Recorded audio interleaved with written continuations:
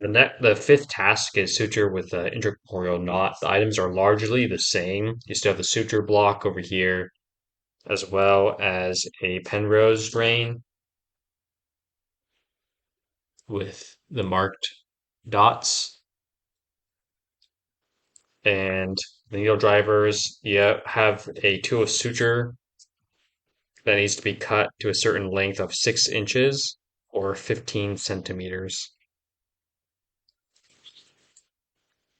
There should be a line up here at the front of the FLS trainer that you can use to measure out the suture length that you then use.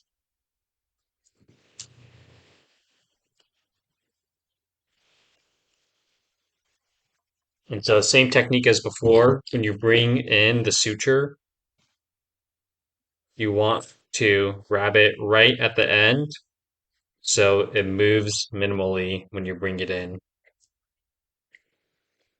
Sin. And again, you grab at the 1/3 point, then at the 2/3 point.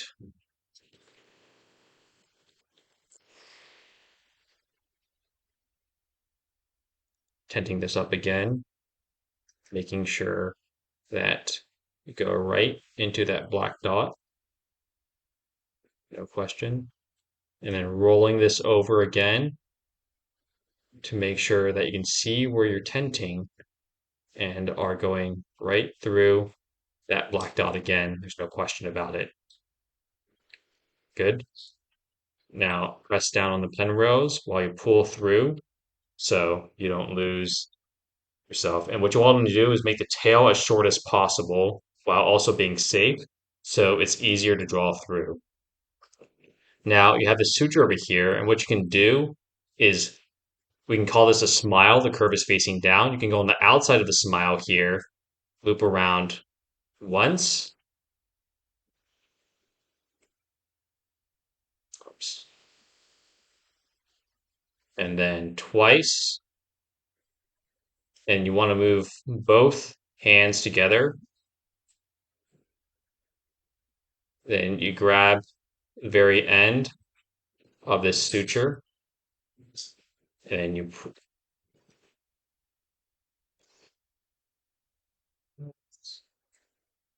twice.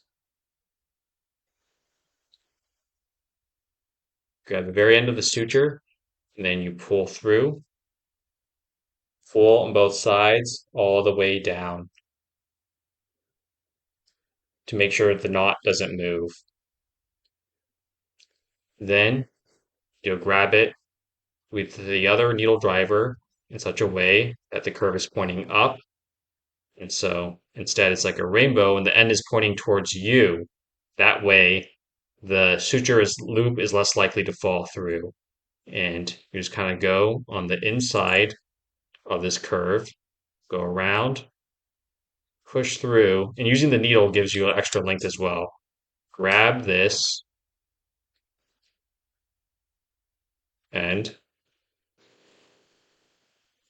and then you pull through again, making sure that you have both sides with equal tension, keep everything in place.